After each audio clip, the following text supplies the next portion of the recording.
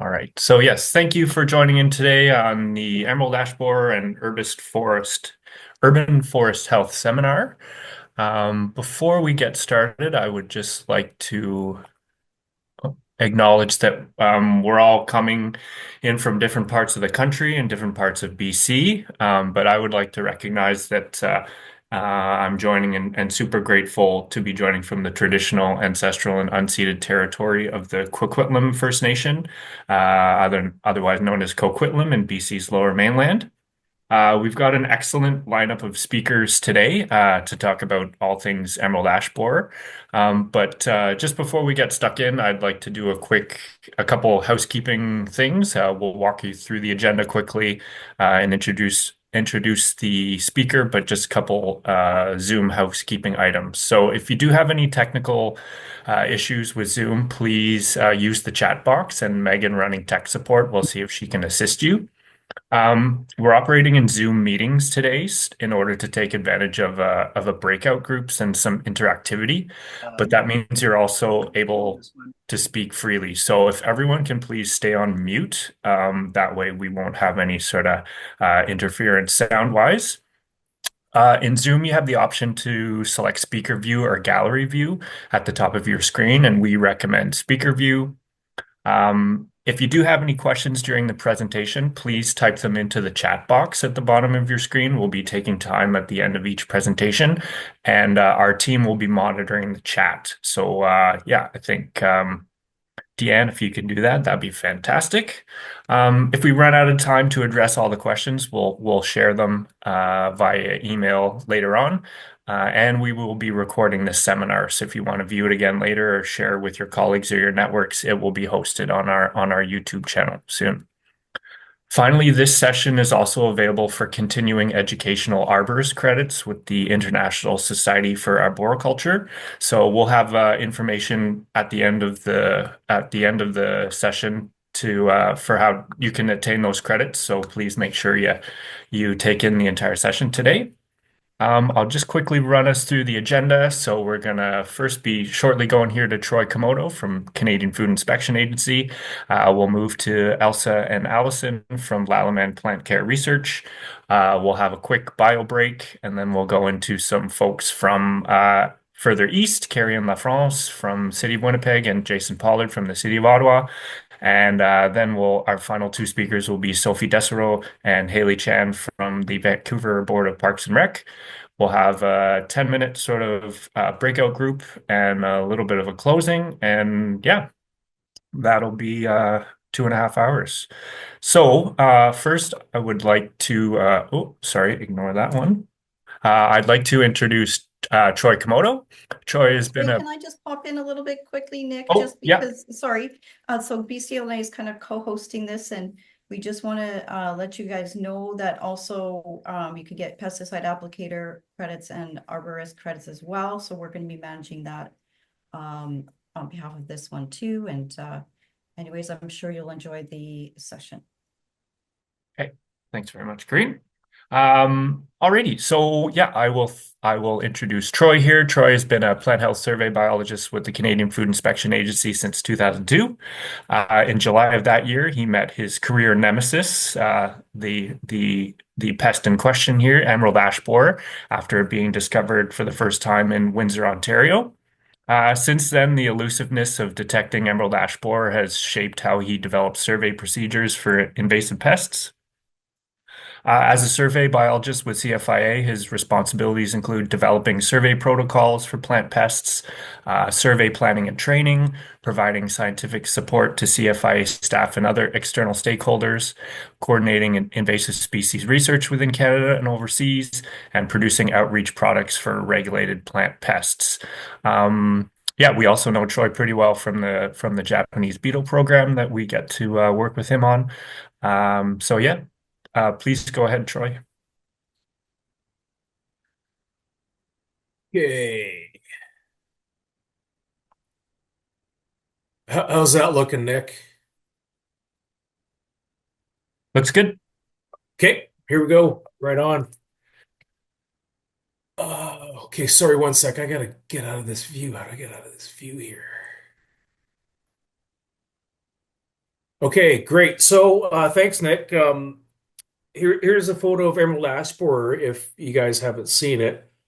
It's about 1.5 centimeters long. As the name implies, emerald ash borer, it is quite iridescent. It's a very iridescent kind of metallic green. It actually belongs to a group, a family of beetles known as jewel beetles. They used to be called metallic wood borers, also known as flat-headed wood borers. But as you can tell by the name jewel beetles, emerald ash borer is an appropriate name for this insect, and it does belong in that group. It's a for such a nasty. I got to drop an F-bomb here. Nasty effing insect. It's actually not a bad looking one. Um, so why is it an issue? It is a tree killer. So what happens is, around June in Canada, sometimes earlier, and we'll talk about that later, adults emerge. They maturation feed on ash leaves. They mate, and then the female will lay eggs on the outside of a tree bark there on ash trees. The egg hatches, a tiny, tiny little larvae emerges. It bores into the bark, and then it starts to feed between the outer bark and the outer sapwood, and it feeds on the cambial tissue, feeds on the xylem and the phloem, so it disrupts the flow of water and it disrupts the flow of nutrients. And you can see here in the photo on the right, there's a bunch of galleries created by EAB larvae. Sort of has that typical S-shaped gallery that we often see. And you can see that if you have a lot of these galleries going completely around the trunk of a tree, you can girdle the tree, and that's why you get some dieback, and that's why you get tree mortality, is that the larvae are feeding on the nutrients in the water in the tree's pipes and basically preventing the flow of nutrients and water. Depending on where you are, you can have emergence, like I said, in June, sometimes a bit earlier. Within North America, most of the time EAB takes 1 year to complete development. They overwinter as a fourth instar larvae. They kind of burrow into the sapwood, pupate in the spring, and then they emerge early summer as adults, and then the cycle will continue. In some areas, and it doesn't depend on temperature, because I have seen uh, 2-year life cycle EAB even in Windsor, Ontario. So sometimes emerald ash borer will take 2 years to complete development. And when they do complete development, they actually emerge from these D-shaped exit holes that you see on the side. And the reason why they're D-shaped is that if you look at EAB straight on, the dorsal part of the body is kind of flat, and then the ventral part of the body is rounded. So that's why you get this D-shaped when the adults are chewing through the wood to emerge. This is an insect that is not native to North America, not native to Europe. This insect is native to Eastern Russia, Northeastern Asia, pardon me. So Northeast China, the Korean Peninsula, Japan, Taiwan. That's where this insect is naturally from. However, in those countries, it's not really much of a pest. In Japan, we've had some researchers try to find EAB because we wanted to do some genomic work on emerald ash borer, and it was very difficult, almost not impossible, but it was very, very difficult to find EAB in Japan. I've done a little bit of field work in Northeast China. I've done set up some experiments in mixed hardwood forests where there's a lot of ash. I never saw EAB. The only time I saw EAB in China was a botanical garden, and it was attacking North American green ash. So in Asia, not a pest. Um, so why are we talking about it? Well, it was officially discovered in North America in 2002. But probably for about 10 years before that, it probably got established in the greater Detroit area because people had been noticing that ash were declining in the 1990s. A lot of people thought it might have been some type of disease like a phytoplasma. And it wasn't until 2002 that a pathologist actually collected the beetle and from the ash tree and he got it identified by some specialists. Emerald ash borer, as the name implies, it does attack and kill ash. So those are ash trees in the genus Fraxinus. It does not go after mountain ash. So trees and shrubs in the Sorbus genus are not attacked. It can attack and kill healthy and weakened ash trees. So it doesn't matter if they're completely vigorous or, they've been slightly girdled.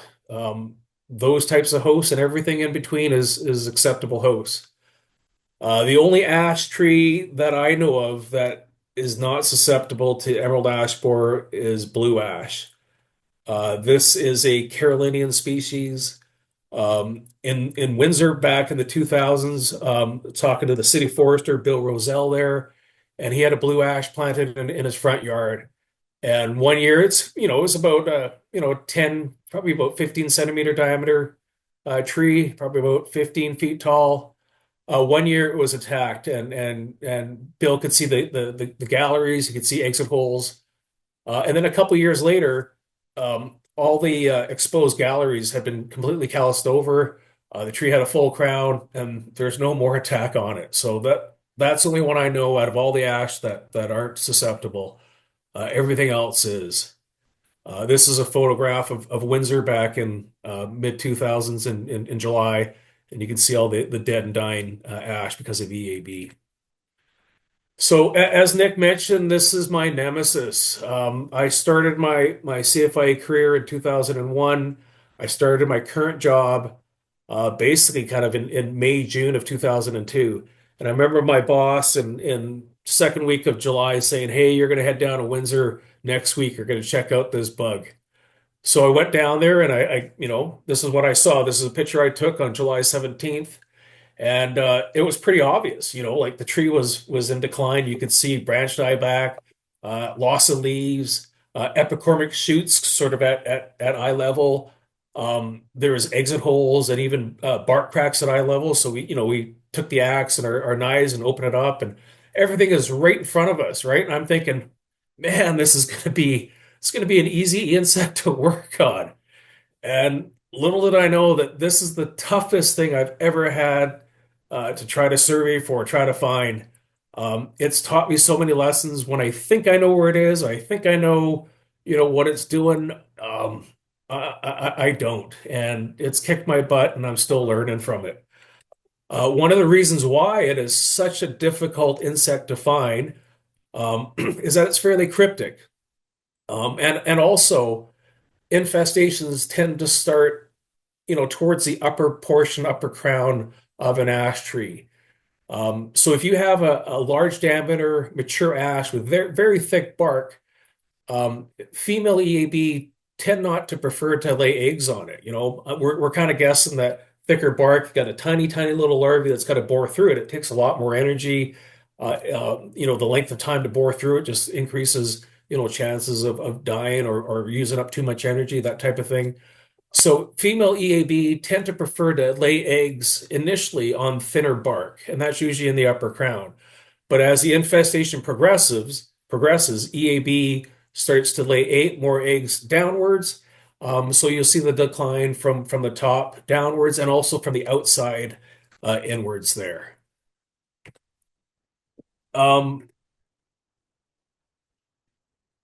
Another thing about EAB is that there's not really like a specific age range of hosts it goes after.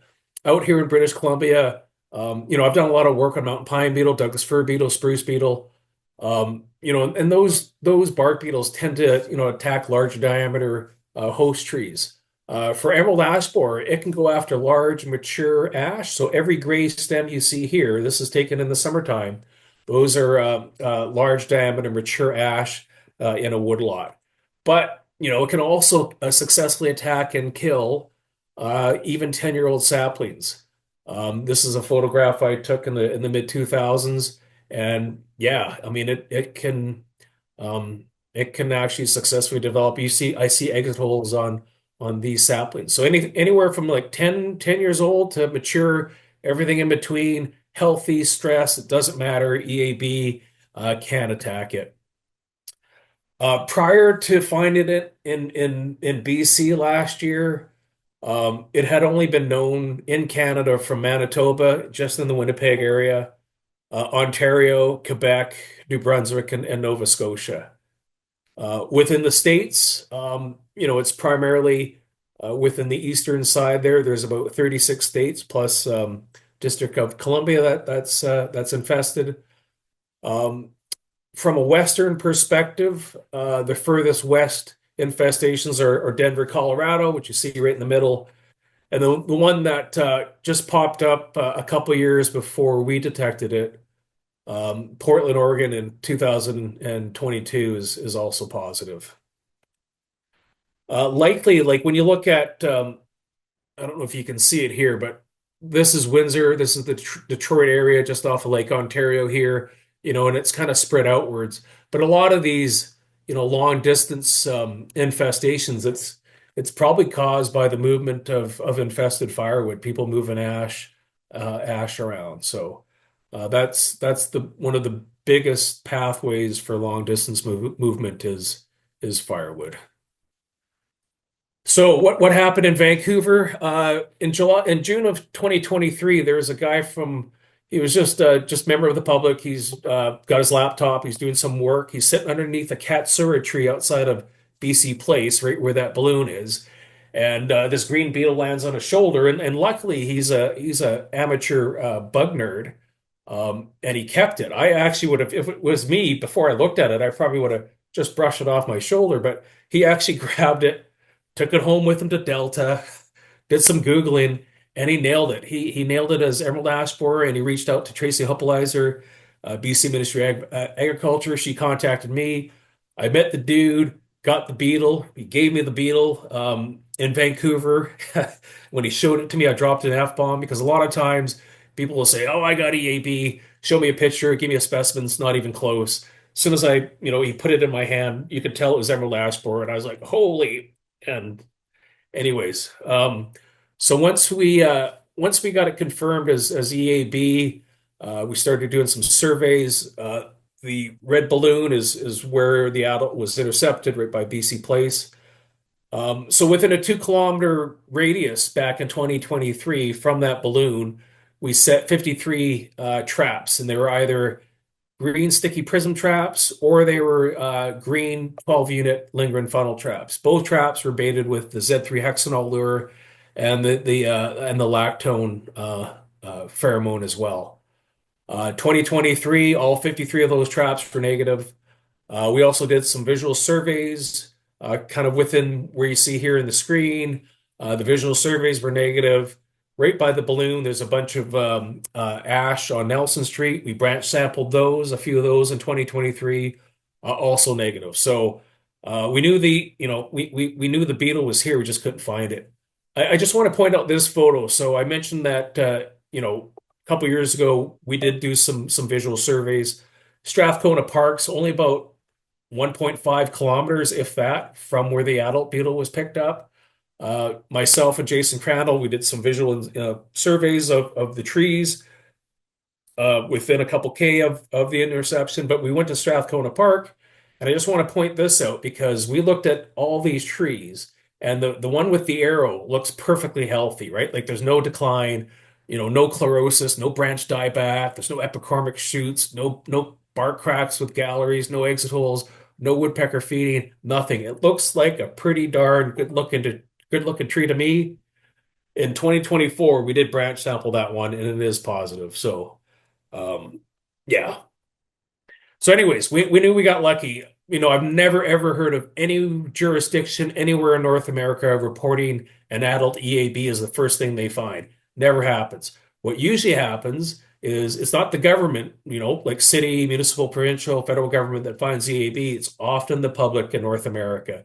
And what they notice is that they notice woodpeckered ash, and that grabs their attention. They say, "Hey, something's going on with the tree in my front yard there." Call the city, and that's usually how EAB is reported. So with the adult beetle, we knew it had to come from somewhere, so we had to try and find it. So in March of 2024, you got Chris McCory there with the branch. Him and Megan Gray in the blue jacket. They're from Sault Ste. Marie, Ontario. They work for the Canadian Forest Service, and both of them have years and years and years of experience doing branch sampling for EAB. So Chris and Megan came out from Ontario, and then we had the Canadian Forest Service in the back there from Victoria. We had two groups come out, and we started to branch sample. And basically, what you're doing is you're looking for live, healthy. You're looking for live trees with live branches on it. You're going to cut two of them from the tree. I try to pick two branches from the southern aspect, and I try to pick branches that are kind of in the open and not completely shaded. EAB does like sun. It is like a sun-loving critter. So, we're just trying to increase the likelihood that we're going to detect it. So we're just trying to do the best that we can to, pick trees and branches that we think could be positive. If you are interested in the procedure for branch sampling, the Canadian Forest Service has produced a document. If you email me, I can flip this to you. And basically, what we're doing is, when we're branch sampling, we got to pick the right tree. Peeling branches is the easy part. The hardest part is making sure you pick an infested tree. Because if you don't pick an infested tree, you're just not going to get any positive branches. So, you know, when I'm branch sampling, when I'm doing visual surveys, even when I'm trapping, I want to increase the chances that I'm going to find it. So I use signs and symptoms of EAB to try to come down and pick my host. So symptoms are a tree's response to some type of abiotic or biotic factor. And these symptoms aren't specific to EAB, but you can see them from far away, and they do help bring your attention to the tree. And if you see chlorosis or decline, crown thinning, epicormic shoots, woodpeckering on ash, you should immediately go to that ash and inspect it and see what's causing those problems. Signs are what EAB creates on the ash tree. So things like D-shaped acres holes, very, very specific to emerald ash borer on ash. Same with the S-shaped galleries. You can also actually have the EAB larvae in there. So that's another sign. But when we did this in March, the leaves weren't out. So a lot of the tree symptoms we just couldn't use. Within downtown Vancouver, not great woodpecker habitat, so woodpecker feeding wasn't something that we could choose either. And I'm pretty sure we caught the infestations pretty early in Vancouver and in Burnaby. So there weren't really any outward signs of EAB in general. So a lot of these signs and symptoms we couldn't use, and I primarily used branch decline, crown thinning, and epicormic shoots to pick a tree to branch sample. And when that wasn't even available, I just picked a branch, a southern branch, kind of exposed out in the open there. So yeah, we started this March of last year. Luckily, we had great partnership with Sophie Desereau and Haley Chan, City of Vancouver. They provided a bucket truck to do some work there. Like I mentioned, infestations initiate high up in the crown first, so we want to get fairly high as possible to try to increase the likelihood of detection. So we used bucket trucks. We also had 21-foot pole saws, and we started collecting branches. We take the branches back to the lab and then start peeling. I just want to point out Adela Danchi there on the right side. She works for CFIA. She is nothing but trouble. If you want to hire somebody, do not hire her. She was the one that first found the larvae when we were peeling it last year. And in 2017, she was the person that checked the trap that was positive for Japanese beetles. So I got nothing good to say about Adela. Don't hire her. She's nothing but trouble. She's going to create nothing but trouble for you guys. I just want to show this photo here because these are the epicormic shoots that I'm talking about. If you got epicormics sprouting up for unexplainable reasons, like there's no weed whacker damage, there's no mechanical damage here. I'm not sure why these vertical epicormic shoots were created on the branch. This tree wasn't far from where the adult was intercepted, so I'm saying, hey, we got to take this branch down. And lo and behold, when you do start peeling, you do get a gallery there. I did mention that Vancouver's not a great spot for woodpeckers, so it wasn't a sign or a symptom that we could use to try to find EAB. We had binoculars from the ground. When we're trying to pick the tree, we're using binoculars to look at signs and symptoms. and you couldn't see any woodpecker feeding. It wasn't until you actually cut the branch and you bring it back to your truck and you buck it up to process it to bring it back to the lab, we did notice a little bit of woodpecker feeding and probing. When we did see that, we would flag it, mark it right away, even mark that bundle so that when we go to the lab, it's the first bundle that we do, and then we immediately go to the flag, start peeling, and you can see the gallery just beneath it there. So from March till May, we sampled 120 ash within the city of Vancouver. They have 7,500 public ash trees, so we did about a 1.6% sampling rate.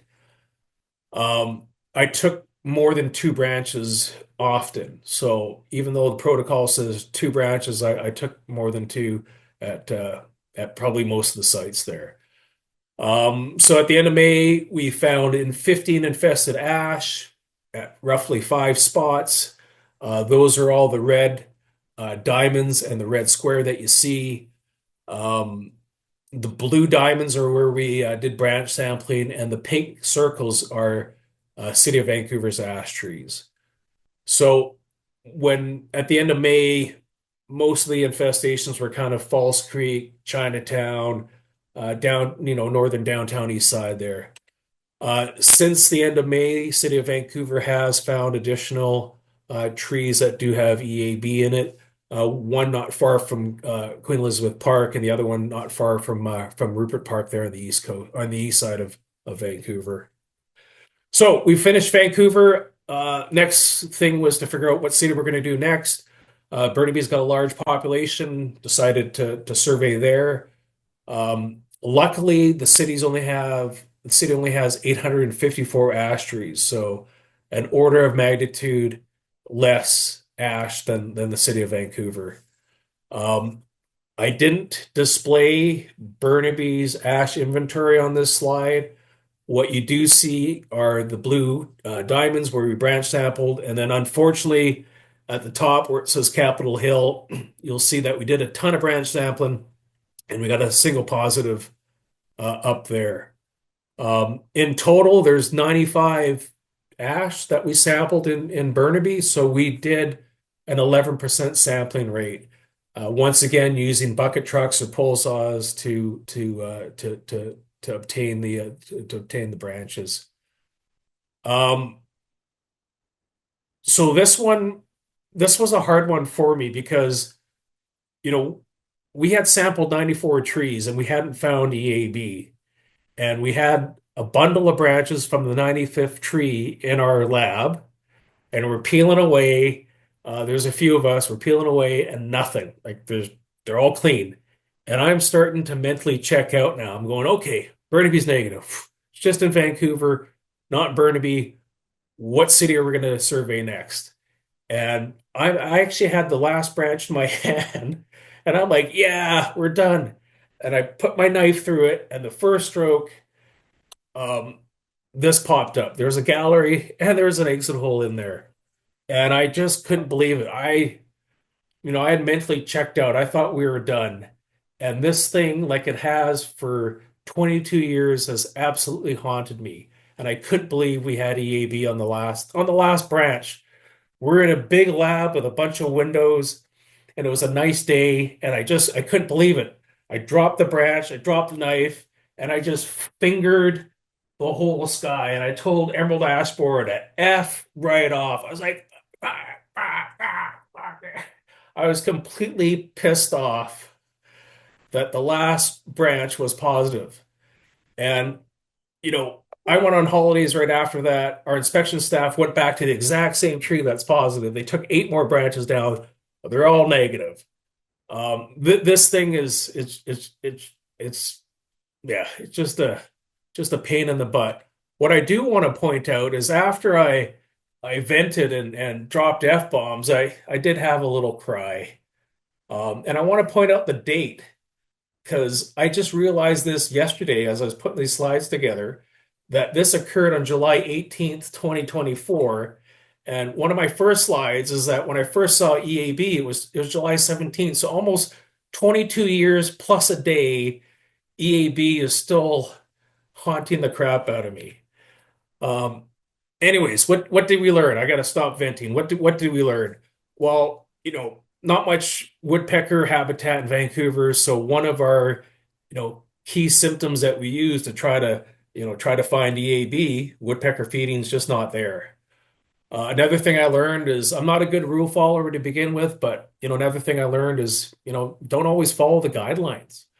When we first got the bucket truck out at Strathcona Park, there was an ash and there were some branches on the south side that I wanted to get.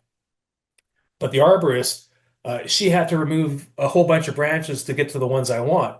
She dropped those branches, but I flagged them and I said non-target branches, and I still collected them. When we actually got the branches we wanted, we went back to the lab, peeled all of them, and the branches I wanted were negative, and the branches that were removed to get to the ones I wanted were actually positive. So from that tree, I probably took like 6 branches and turned out to be positive. Another thing I learned is that, even if the tree looks healthy as can be, you never know. It could be positive. So I mentioned that ash at Strathcona Park, 2023, we did the visual survey, looked completely healthy. Branch sample in 2024, positive.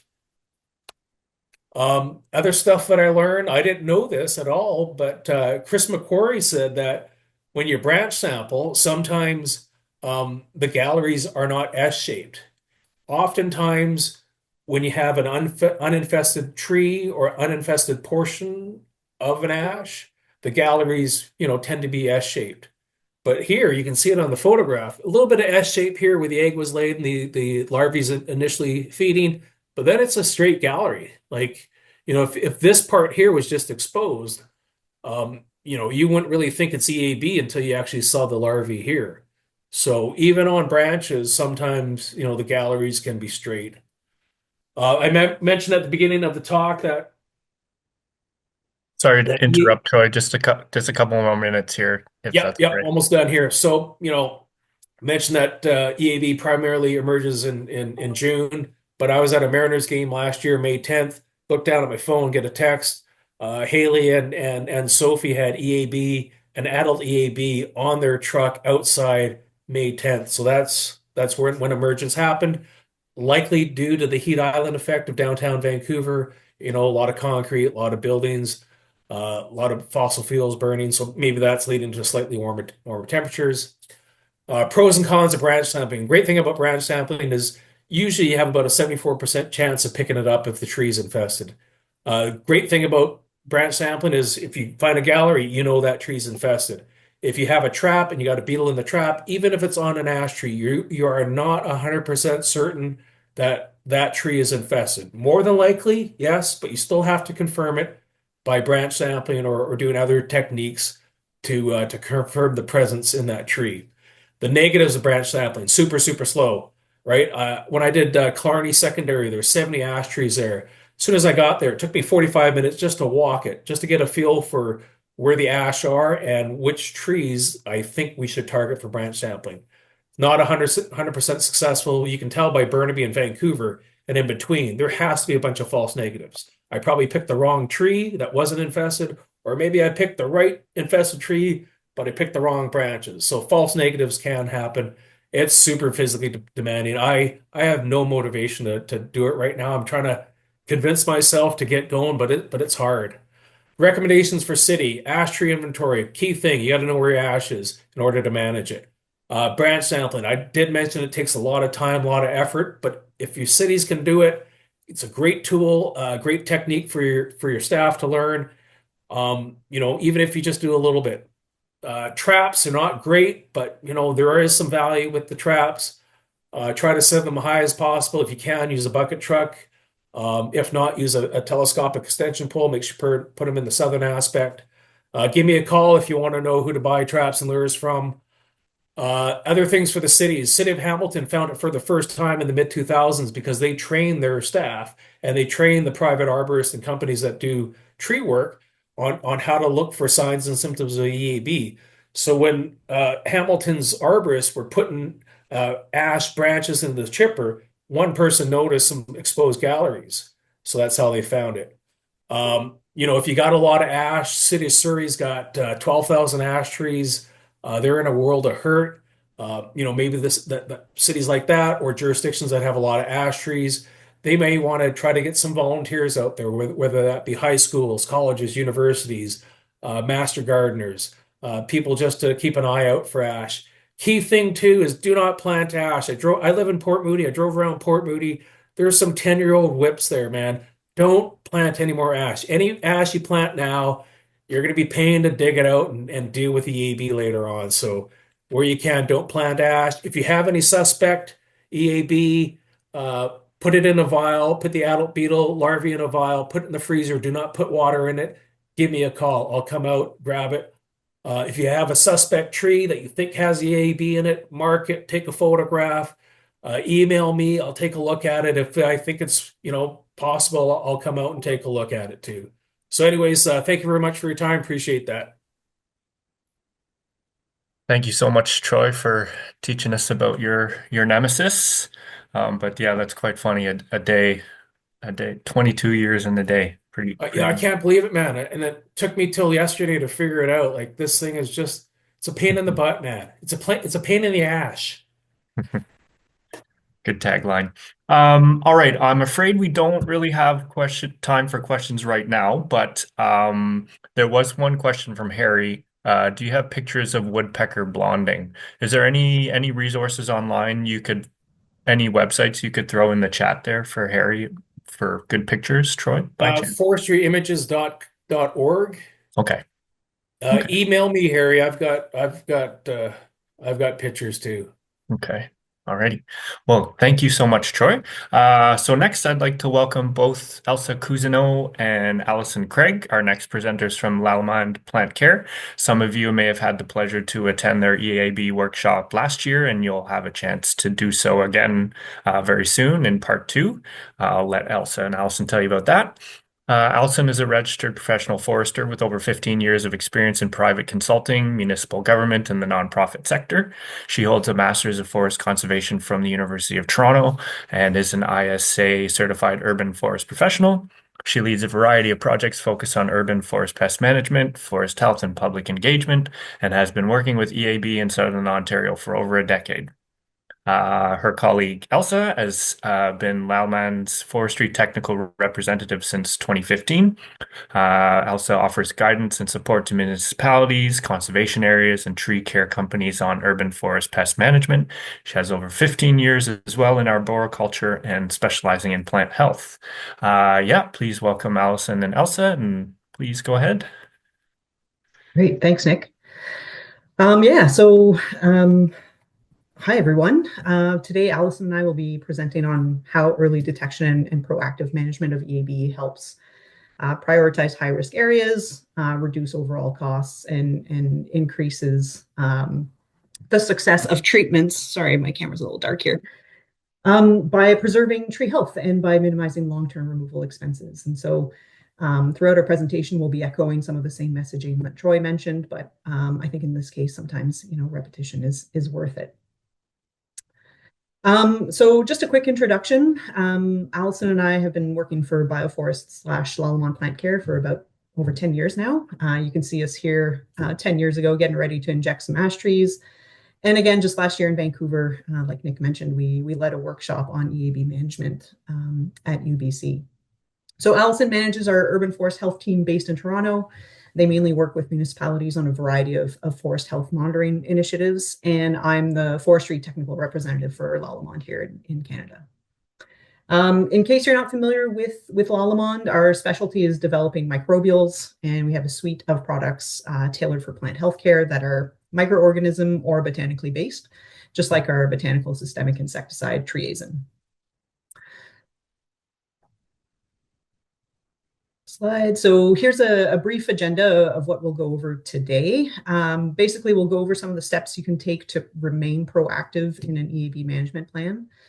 We'll discuss tree inventories, setting realistic management goals for ash canopy conservation, making sure you explore all your options and understand what tools are available so that you can ensure early detection. And so, like Troy mentioned, early detection is what will help you see success in your management plan. And finally, we'll, taking action, making some decision. What does that look like? So the first step in effective urban forest management and for a sound EAB management plan is to have a detailed tree inventory. Troy mentioned, a well-documented inventory can provide important information for planning maintenance, but also for assessing risks and for making informed decisions about your tree canopy. And so, a tree inventory is only useful if it reflects the current conditions of those trees. So, you need regular updates to ensure that, you have accurate information on tree health for new plantings and for potentially removals. And so since EAB is only known to target ash trees, knowing the exact location of your ash is crucial. And identifying those high-risk areas allows for proactive management, treatment, and budget planning for potential removals or replacements. So, tree size matters for both risk assessment and management planning. Tracking tree diameter helps estimate the cost and effort required for removals or treatments. So oftentimes larger, more mature trees are better candidates for treatment if they're in good condition, because they bring more benefits than smaller trees. So if your ash trees are small, sometimes the cost of removing and replacing them is usually going to be smaller than the cost of treatment over a long period of time. So regular condition assessments, help determine if your trees are healthy, stressed, or at risk. And these condition assessments give you a chance to look for signs of disease, pest damage, structural weaknesses, or decline. So when you're dealing with EAB, you need a clear, structured management plan. One of the founders of Bioforest used to say, if you don't manage EAB, EAB will manage you. So basically, the best approach to avoid being managed by this pest is to develop a plan that takes into account factors like tree condition, your infestation levels, your budget, and your long-term goals. So these here are just a few options to consider. Basically, so if you're considering removals, remove your infested or high-risk trees proactively, because by removing these trees proactively, you can prevent hazards and reduce your long-term costs.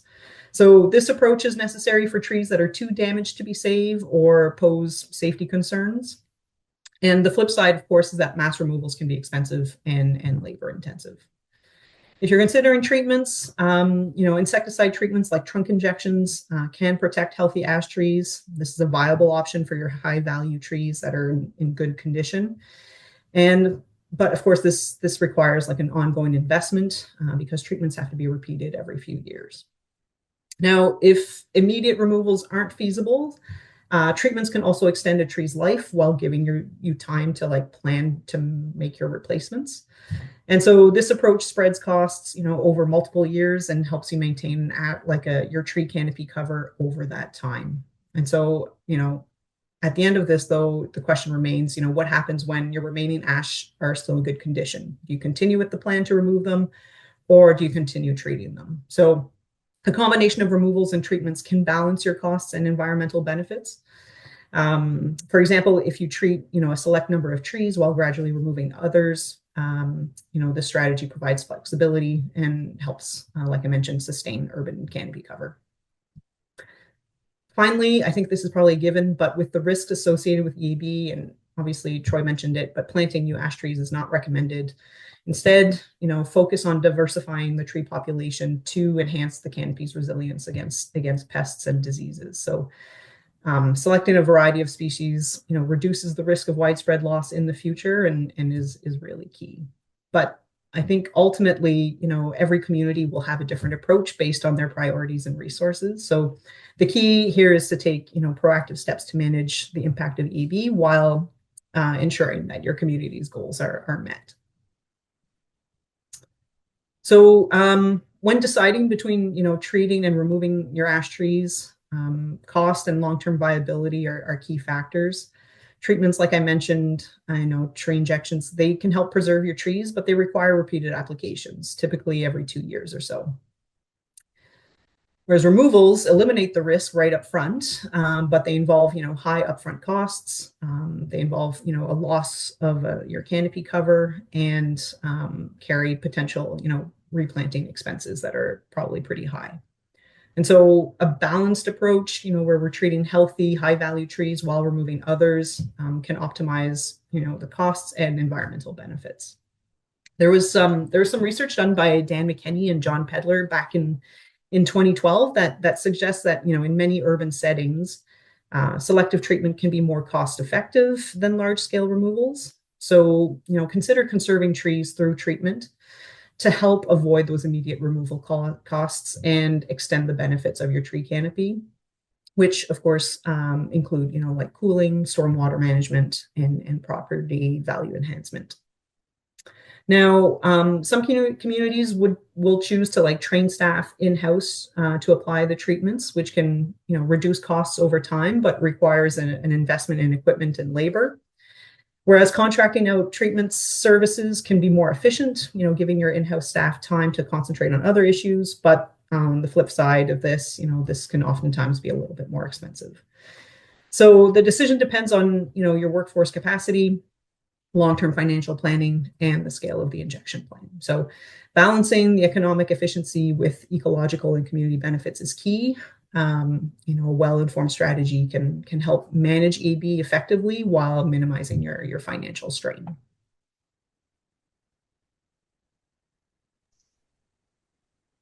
Okay, I will take over from here, just confirming that you can hear me okay. Yep.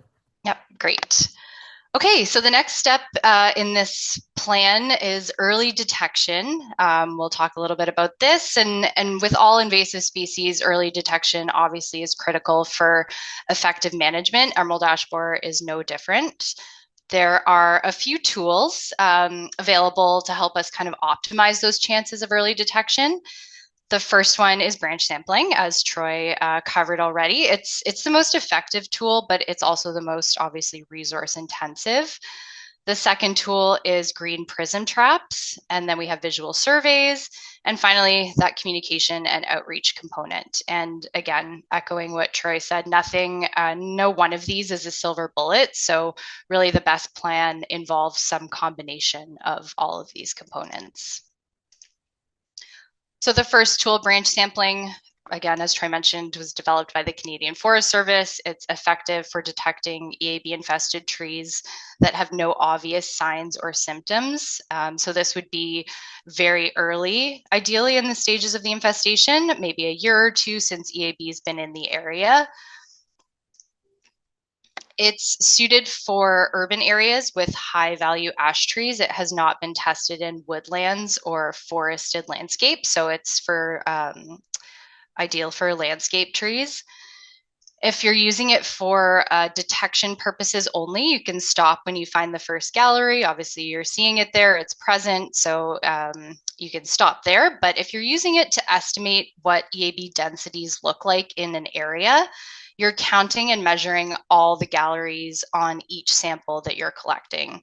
And the Canadian Forest Service, like Troy said, they have formulas to help you with this process. They've developed a guideline how to determine what your sampling density should look like, how many trees you should sample, and the detection rate that you wish to achieve. So check out their resources for to help you design a program like that. Just some numbers for reference. When you start to see 25 galleries per square meter of phloem, that's when canopies dieback starts to become evident. When we're seeing more than 40 galleries per square meter, that tree's pretty heavily infested. It's no longer a good candidate for treatment. There's just been too much damage done to those conductive tissues. So the photo on the left is two branches from Southern Ontario. The top branch was a treated tree. You can see two sort of early stage larval galleries there. And then the bottom branch, for contrast, is a untreated, heavily infested tree. And you can see those large kind of complex overlapping galleries there. The second tool is green prism traps. So these are designed to lure and trap the adult beetles. They're designed to detect EAB ideally in areas where signs and symptoms are not yet apparent.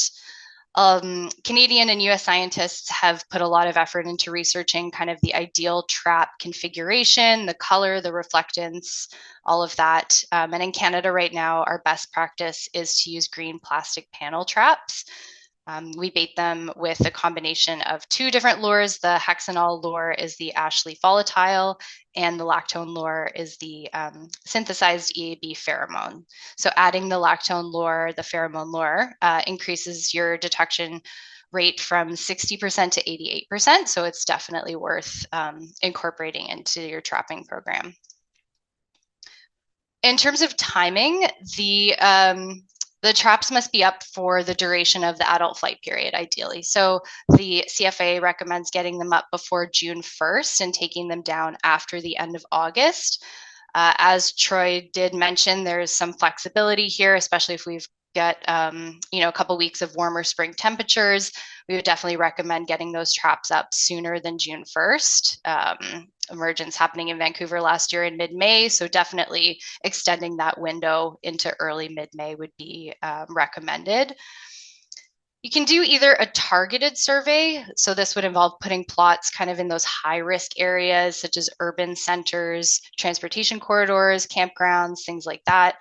Or you can look at kind of a more systematic program, putting plots across the entire community, using a bit of a grid setup with regular spacing between the plots. I'd recommend using 2 traps per plot, since the research from the Canadian Forest Service shows that this does increase the odds of detection from 62% to 82%. So anything we can do to kind of bump up those odds is good. And then there is some research from Minnesota, the University of Minnesota. They were comparing some different survey methods, and their research indicated that as soon as you're seeing as few as 10 beetles per trap, it's likely that the surrounding trees are quite infested and possibly even untreatable. So that's something to keep in mind. And this work was done with purple prism traps. They tend to catch on average a lower number than the green prism traps. So this number might be a little bit higher for us when we're working with the green prism traps, but just something to keep in mind. And then visual surveys, these are definitely the most accessible, kind of cost-effective tool that we have. It involves just going out to look at the trees and inspect them closely for those signs and symptoms. It is not as effective as the 2 previous tools, since those external signs really only start to become visible a couple of years after EAB has been active in an area. And at that point, we know the damage is already being done under the bark, and treatment outcomes and management outcomes might be a little bit more variable at that point. But I believe those surveys still have their place, and they're definitely better than doing nothing at all. The best time to conduct visual surveys would be in the late summer. By this time, the larvae have had adequate time to feed, and the stress on the tree is going to be most evident at that point. Ahead of time, you can decide whether you're going to survey your entire ash population or just look at a subsample of your ash trees, maybe a few trees in a couple of different neighborhoods or parks across the city. And this is pretty dependent on what your ash resource and what the distribution looks like. That can help make that decision for you. We have also found that these visual surveys are a great tool to track your management efforts and how your program is coming along. So once you're collecting that baseline data at your initial survey, you can use this to continue to monitor tree condition over time, see how those trees are responding, and use it to report on different metrics of success. And then finally, the last tool is this public outreach and communication element. With every single invasive species, building this fundamental awareness is really important and will help increase the number of trained eyes you have out there looking for all these different threats. So I took these images from the town of Oakville. It's in Southern Ontario. They developed a very strong and well-received outreach campaign many years ago when EAB was first detected. They had these signs everywhere on buses and libraries, even in the local newspaper. And they created this group called the Canopy Club to train volunteers how to look for EAB and also at other invasive pests as well. So we have been working with Oakville and running this program collaboratively for more than 10 years now. It continues to grow every year, especially since COVID. People love to be out looking at trees. To date, we've trained over 350 volunteers, and combined, they've surveyed over 17,000 trees. So it's really effective for getting more eyes out there. And then the final step we have is take action. So once EAB is detected in your community or within 20 to 25 kilometers, there should be some sort of action being taken. At this point, EAB is really just a flight away. That's kind of the radius of potential adult flight distance. So at this point, you're taking action while pest densities are still low, hopefully, and before too much damage has been done. This will really help to improve your success rate, minimize the negative impacts of emerald ash borer, things like tree mortality, the risk that those dead trees present to the public when they're left standing, and the negative aesthetic impacts of dead trees on the landscape too. All of these things we can work to minimize. So I'll take you back to when EAB was first detected in Oakville. This is a municipality in Southern Ontario. We worked here with the Canadian Forest Service to develop these population delimitation maps, and we used data from a combination of branch sampling and prism trapping to outline on the map where EAB was present in higher populations versus areas where it was in lower populations or even undetected. We continue to progress these maps every few years until the entire town, as you can see in 2014, was almost covered in these extreme populations. So a few years after that, in 2012, we started conducting ash condition surveys on about 750 trees. So we took 500 trees that were being treated and 250 trees that were not being treated. And we monitored them over time to see how they responded to the treatment. So we devised a condition rating system. There's many out there to reference, but we were looking at all of the different signs and symptoms, and we were rating them based on their presence or their severity. Condition rating of 1 in this case is excellent, so we wouldn't see any signs or symptoms of EAB there, versus a condition rating of 15, which is a dead tree. So this graph here shows the results of those surveys from 2012 to 2023, and as we would expect, the untreated trees, which are the gray bars, they started around the same condition rating as treated trees in 2012, but they declined quite rapidly. And by 2017, you can see they were either all dead or removed. The average condition of treated trees, the green bars, has fluctuated over time, but overall, the trees that do remain and are continuing to be treated are in pretty good condition. So over time, we started to notice that the effects weren't really consistent across the municipality. In some areas, our treated trees were looking fantastic, but in other areas, they were not looking very good at all, and we were having to remove some. So we went back and we used this first delimitation map from 2009, and this gives us that snapshot of where EAB was when it was first detected, and where it was, where the pest pressure was very high and where it was lower. And we use this map to kind of dig into the condition data a little bit deeper. So this graph here shows the condition rating of only the treated trees, about 500 of them that we've been surveying for at least 10 years.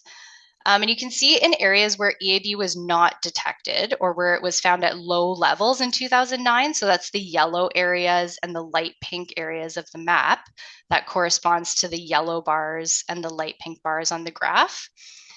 Those trees started around a 2 to 3, so that's an excellent condition rating. And it's fluctuated over the years, but they are sitting around a 3 to 4, and that's been steady for the past little while. And we compared this to the trees located in the areas of moderate or high population. So that's the dark pink blotch and the red blotch on the map, corresponding to those same color bars on the graph. They started a condition rating between 3 to 5, so slightly higher, and they've kind of increased a little bit higher over time, and now they're sitting around a 5 or 6, which is when signs and symptoms are really starting to become noticeable. And interestingly, this peak kind of condition rating we saw in 2014, 2015, when trees were the worst off, was correlated to the population peak in Oakville. So on our traps, we were catching hundreds and hundreds of beetles per trap at that time. So it's really reflected in the condition data and the pest pressure that those trees were having to deal with during those years. So I'm picking a couple trees from the program to illustrate a couple different scenarios and bring this all together. This tree is from the low zone, so it's from the southeast corner of town here. It started with a rating of 1, and it's been treated 9 times. It currently has a rating of 3, so it's looking really, really good. This tree also was from the low EAB zone. It was from the southeast corner of town down here. Started at the same condition rating of 1, but it's only been treated 7 times. And treatments were initiated 3 years later than that previous tree. So treatments here started in 2012 as opposed to that previous tree where they started in 2009. This tree currently has a rating of 5, so it's a little bit higher than the previous tree. It's still in good treatable condition, but we are starting to see some signs and symptoms coming through on this one. So with these trees, we're seeing that a combination of good tree condition and low pest pressure and early treatments, the trees are continuing to be in good shape. So moving into this high zone, this tree was in the, just down the road from ground zero in Oakville where EAB was first discovered in this red area. It started at a rating of 7. The treatments were started immediately here. So in 2008, they started treating it. It was treated 3 times, but it was too far declined by the time those treatments were started. Obviously, we know that now. We wouldn't treat this tree now, but back then we were treating everything possible to try and save whatever we could and see what happened. Ultimately, this tree didn't make it, and it was removed in 2014. Same with this tree here. It started at a quite high condition rating of 9. It was treated immediately also 3 times, but again, succumbed to EAB and was removed in 2014. So with those 2 trees, the previous 2 trees in the high zone, we're seeing the combination of high pest pressure and poor ash condition together does not bode well for tree survivorship. Here, we're still in the high zone, but this tree is an example of success. So it started with a condition rating of 1, was in very good shape. It was treated immediately and has been treated 9 times, and it's currently sitting at a rating of 5. So it's still looking very good. This next tree just down the road, it started at a slightly higher condition rating of 3. It was also treated immediately and on the same treatment schedule as the previous tree, but it's declined quite a bit more. It's currently at a rating of 8, which is generally the point at which we would start to consider tree removal. I know in the photo the canopy looks good, but there's a lot going on with that tree that does not make it a good candidate for continuing treatment. So with these trees, we're seeing high pest pressure, but good tree condition and early treatments really gives you good chance of success. But when the tree condition is slightly compromised already, the chances of survival do decrease a little bit. Well, that being said, these trees are still standing, and it's been about 20 years, so that's not too bad. And the last slide, just putting this all together, we've come up with a few key points to help try to optimize your management program. So the first one is use your survey tools that are available to try and understand EAB pressure and ash condition on your landscape. Where is EAB? Where is it present at high densities? Where are the trees already not looking so great? Kind of getting a sense of what your individual map looks like and what point you're starting from. For treatments, we recommend prioritizing areas with no or low pest pressure and good ash condition. Those are the areas where you're really going to see the greatest success and get the best return on your investment. For removals, we recommend prioritizing areas with high pest pressure and poor ash condition. We've seen time and time again that those trees are just not good candidates for treatment and they do decline rapidly. And then finally, treating early. Don't wait for signs and symptoms to show up. That's going to compromise the efficacy of your treatments. Do it before you see any signs and symptoms, and you'll put yourself in a good position to keep those trees in good condition for 10 years and beyond. Oh, I lied. This is the last slide. So we just want to make a little plug for a workshop that we're hosting in person in Vancouver at the UBC Botanical Gardens. It's being held on April 3rd from 10 till 2. It's free. Lunch and snacks and all that good stuff will be provided, as well as ISA CEUs. So if you're interested in joining us, you can scan this QR code that's up on your screen now, or you can email Elsa or myself and we can get you registered. We have a bunch of great speakers joining us. So we're calling this Learning from Others. A couple different municipalities will join us, CFIA, and Synergy, the manufacturer of the prison traps as well, will be there. So don't hesitate to email either of us if you're interested in attending. Wonderful. Thank you so much, Elsa and Allison, for walking through the strategies and the recommendations and the tips and tricks. And yeah, look forward to attending part 2 of the workshop in April. We are gonna go into a break here shortly, but did anyone have any quick questions for Allison or Elsa?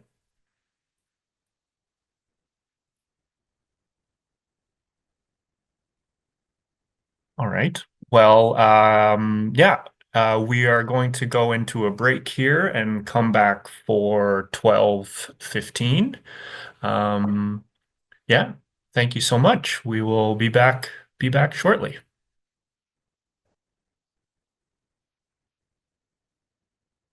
Okay, well, I think I'm going to get us back on track here. Thanks very much for rejoining, folks. So our next 2 speakers, we're gonna get to learn from are our neighbors to the east, who have plenty of experience managing emerald ash borer, and we're really fortunate to have both of them with us today. Carrie-Anne Lafrance joins us from Winnipeg, where she's the city's supervisor of forestry technical services in the urban forestry branch. Carrie-Anne and her team are responsible for administrating a number of crucial projects for the city, including Dutch elm disease, the Dutch elm disease management program, tree planting and pruning, and the city's EAB response program. Yeah, welcome, Carrie-Anne, and please take it away if you're able. Thanks so much, Nick. And while I just work on sharing my screen and my presentation here, thanks for the invitation. It's nice to be here. Thanks for inviting me. It's almost as nice as being able to invite you and being able to see you in person in Vancouver, but this will do for now. Okay, I apologize that my presentation might be taking a minute to load. No worries. And oh. All right, I'm going to just remove my video if that's okay, because that seems to be holding my computer up a little bit.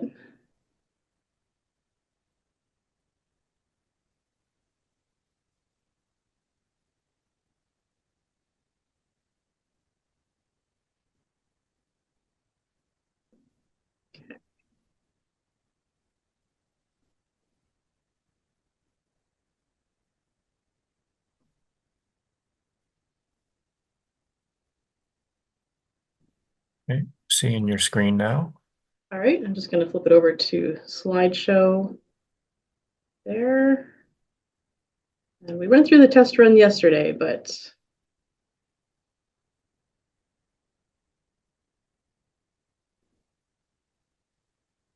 Okay, so hopefully that's coming up for everybody now. We're still seeing, oh, there we go. Yeah, looking Okay, good. excellent, great. Okay, so yeah, thanks again for having me. I hope to go through this fairly quickly, so hopefully that there's time for questions later. But just to kind of put the conversation into some context about what we're dealing with in Winnipeg, I wanted to quantify the inventory that we're talking about here. The city manages about 290,000 trees in our public spaces. Unfortunately, that inventory is dominated by two genera. So that would be primarily ash at 31% and elm at 22%. Just a little side note that 22% remnant elm population is not insignificant at all. We're still actively managing Dutch elm disease, and in fact, this year, 2025, marks 50 years of managing DED. So we're having a bit of an anniversary year this year. That leaves 90,000 ash trees on public property and an estimated 256,000 ash trees on private property. So whether or not I'll be able to come back in 50 years and brag about our ash population is maybe yet to be determined.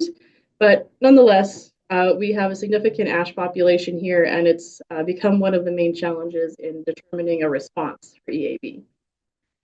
Just a reminder that EAB was confirmed in Winnipeg in November 2017. It was thanks to a homeowner who called it into our 311 system. They did notice that the tree looked unhealthy, and that our own staff did observe some of those typical signs that Troy mentioned earlier. So there's a picture of the blonding for the person who asked for a picture earlier. Not only did we see blonding, but there was significant woodpecker activity, and the D-shaped exit holes were visible at eye level from the ground. So the entire bole of the tree was quite heavily infested. And we easily found S-shaped galleries and larvae, and CFIA was here to help with that initiative. This is the location of that ground zero tree in a neighborhood we call Archwood. And I just put this inset map here, the 1 kilometer radius for illustration purposes, that within this 1 kilometer radius of the ground zero tree, all of those dots represent a public tree, and all of the red dots represent ash trees. So within this 1 kilometer radius, there were actually over 6,000 trees. So needless to say, we were deeply concerned, and we had to come up with a response plan fairly quickly. So in the initial 5 years after EAB was detected, we deployed a number of tools here. So we initiated the removal of about 10,000 public ash trees that were either in dead or declining condition, except for injected trees, which I'll talk about later. In response to those removals, we then worked to replace those as quickly as possible with other species to increase diversity, because a lot of our ash plantings are monocultures. We planted ash as a result of our DED removals. So where we once had an elm monoculture, we maybe short-sightedly replaced it with an ash monoculture. So now we're replacing those ash trees with other species. We did initiate an injection program for approximately 2,000 trees in total, which are on a 2-year cycle, and we divide that 2,000 up into alternate years. So every year we're treating about 1,000 trees, not citywide, but over a certain area away from ground zero. We did institute a few years of citywide monitoring for adults using the green prism traps. And then we also enacted our own wood handling requirements for our own removal programs. We do a lot of tree removals for all kinds of reasons here in-house, but we also have a lot of contractors working with us. So we had to make sure that we were all on the same page for how we wanted to handle that material. Another thing we did, Troy talked extensively about branch sampling, and because the prism trap monitoring wasn't yielding a lot of results, we wanted to try another branch sampling program to see if we could better determine the full extent of the infestation. And I'm going to talk about that a little bit more. So as I mentioned, we have a pretty high ash population here in Winnipeg. So it was hard to determine which trees and how many we really wanted to sample. We wanted to kind of cover as much ground as possible. We actually managed to sample 324 trees that season. And we followed the protocol exactly. We took 2 samples from each tree. So that resulted in over 600 branches to peel, which was quite labor intensive. Unfortunately, we didn't find any symptoms of EAB. So we didn't find any galleries or larvae or exit holes in any of those samples. One of the things I'll acknowledge is that main limitation of our program was that we only had manual pole pruners to do this work. And our thinking at the time was that perhaps if we could have used a bucket truck and been able to collect branches from higher in the tree canopy, maybe we would have found different results. But this was a very, very labor-intensive project. Up to now, this has been what our injection program has looked like. So as I mentioned, of the 2,000 trees, we have them divided on 2-year cycles. So we inject half, about 1,000 trees every 2 years. You can see the two cohorts here identified in black and red. One of the challenges was that it's been very difficult operationally for our insect control branch colleagues to go and visit all of these sites because they are spread out quite over a wide geographical area. I've only talked about public trees so far. We don't have a private tree monitoring program. Other than public education, but we do have staff who are out on the ground, and while they're surveying public trees and doing their usual business out on the field, of course, we're all looking eagerly for signs of EAB elsewhere, including on private property. We have found about 4 private trees with symptoms. We did talk to those homeowners, and thankfully they were cooperative in arranging for those trees removal. We did find from the ground F-shaped galleries, and you can see in the bark windows in the splits there that the galleries were visible. We did seem to sometimes notice that there seemed to be wound wood growing over some of the galleries, which was curious. When we did manage to collect some samples from some of these trees, we weren't able to find any fresh galleries or larvae or D-shaped exit holes, which was a little bit confusing. But having only 4 trees to look at with limited number of samples, it could be just maybe that there were false positives, but in any case, they do certainly look like EAB galleries. I think this slide is fairly interesting because the blue line shows the expected percent mortality based on the ash losses that we've seen in other jurisdictions. So when EAB was detected here in 2017, we were kind of using this model to base our response activities on. So here we are in year 12, and by now we should be expecting to see about 90% mortality of our ash population. However, that is definitely not what we're seeing. We're only at about 10%. And I want to highlight that the reason that we have experienced a 10% loss is largely because of those 10,000 trees that we removed, like I mentioned before, and they were not explicitly because of EAB. They weren't necessarily infested. Those were 10,000 trees that we removed because they were declining. And also, I should point out that we're also been managing another invasive species. A lot of those trees were black ash that we removed because of cottony ash psyllid. So this is a very interesting pattern. We're not really sure what to make of it yet. I think basically we need more information, but ultimately, in terms of actually confirmed infested trees, we've removed 14 off public property, and we know of 8 that have been removed from private property. So our more recent activities, because EAB isn't behaving the way we expected it to, we are kind of in this holding phase where we need to gather more information, and we've been very happy to partner with CFIA and the University of Winnipeg on some extensive monitoring. We've switched over from the green prism traps for now to use these funnel traps that Troy also mentioned earlier. This is interesting. We find that we've actually found more success with these ones lately. We've actually found adult beetles in some of these traps, so at least we know they're effective in capturing adult beetles. We initially just surveyed the purple shaded areas, which is the ground zero neighborhood where EAB was originally found. So we confirmed, first of all, that EAB is still present in the neighborhood.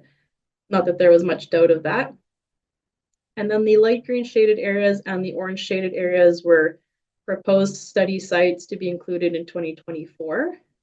We didn't get to trap in all of those neighborhoods, only some of them. But already the research team has reported back that they did continue to find a few adult beetles, but we're not finding beetles in the tens or the double digits.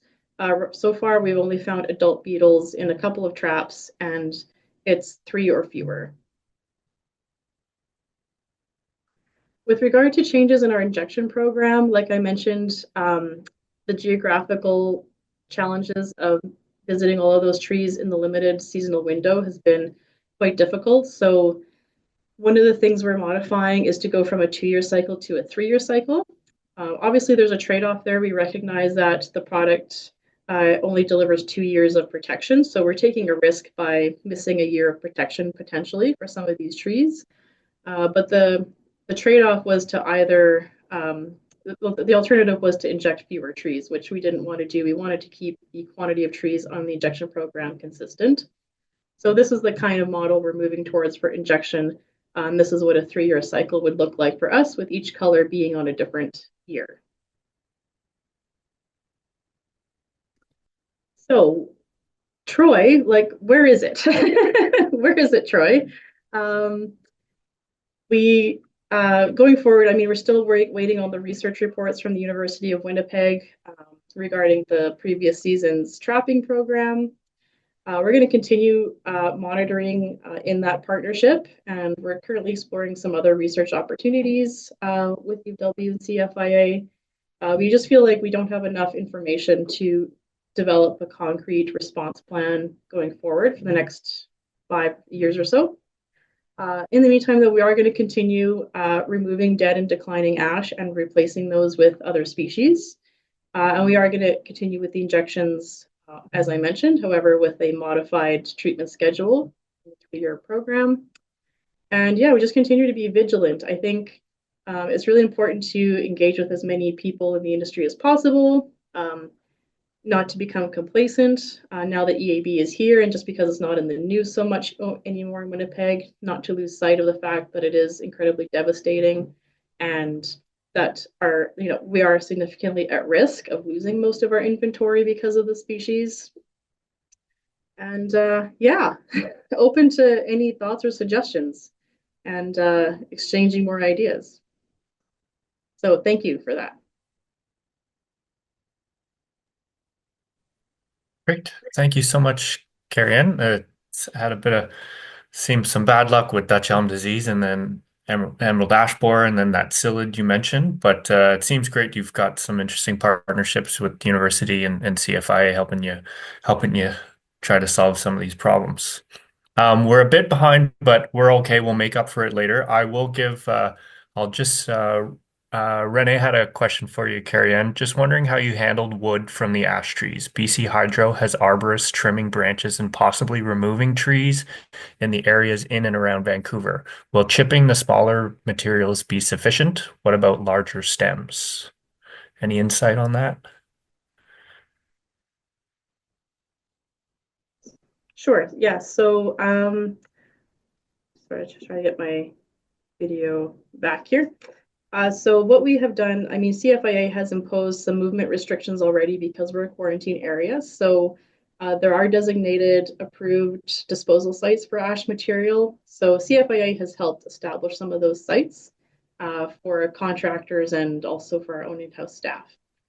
In addition to that, within city limits, we've decided to create our own ash handling regulations in terms of contract work. So anybody removing public trees under a city contract has to abide by our specifications. And our specifications right now are that all ash has to be chipped on site. And that, well, movement of larger bole material and larger pieces can occur, but there is a flight period, like not within the beetle flight period. All right. Thanks, Karen. There is one more question in the chat, but perhaps if you're able to respond to Amanda, that'd be great while I can introduce Jason next. But yeah, thank you, Karen. All righty. So Jason is coming to us from my hometown, Ottawa, where he is the section manager for Ottawa's Park Maintenance and Forestry Services. Jason has a Bachelor of Science in Forestry from the University of New Brunswick, a Master's of Environmental Science from Memorial University in Newfoundland, and is a registered professional forester in Ontario. His career has included work with the Ontario's Ministry of Natural Resources and has now worked for 15 years in urban forestry with the City of Ottawa. Alrighty, thanks so much, Jason. Please take her away. Thank you, Nick, and hopefully everyone can hear me and see my screen. Yep, we're looking good. Great. Sound good. So yeah, I'll get into it here, and I think it's kind of an interesting contrast, I guess, with what's happening in Winnipeg. Interesting to hear some of the updates with respect to emerald ash borer in Winnipeg. I think that the story we'll tell from our experiences here in Ottawa will contrast somewhat with that. Southern Ontario, of course, when emerald ash borer was discovered, most municipalities had a much different experience, and I would describe our experience as being quite intense with respect to emerald ash borer and how rapidly it moved through our landscape. So just to set the context here, Ottawa is a large municipality, large geographically and by population. From our last look at our forest cover, we were at 31% forest cover in 2017. We manage, a similar number of trees to Winnipeg. About 300,000 street and park trees under active management. We've also got about 10,000 hectares of forest, primarily in our rural areas, but also attached to more active park areas and urban areas. And with respect to emerald ash borer, before we discovered that here in Ottawa, the percentage of our forest canopy that was ash species was around 20%. That was consistent on our streets and urban areas, but also in our natural areas. So lots of ash in Ottawa. The picture showing here is a street in a suburban area of Ottawa that was lined with mature ash trees. And those have since been, unfortunately, removed. So key dates for us here in Ottawa, July 2008, we discovered emerald ash borer. We had some staff training. One of our staff went out, a week later and found it and changed everyone's lives here in urban forestry.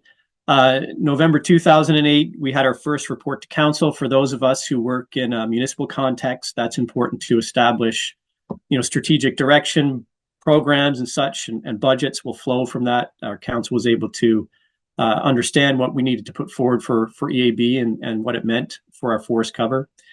April 2009, we had our first regulated area from the Canadian Food Inspection Agency. And then July 2010, we were into our first ash tree removals in response.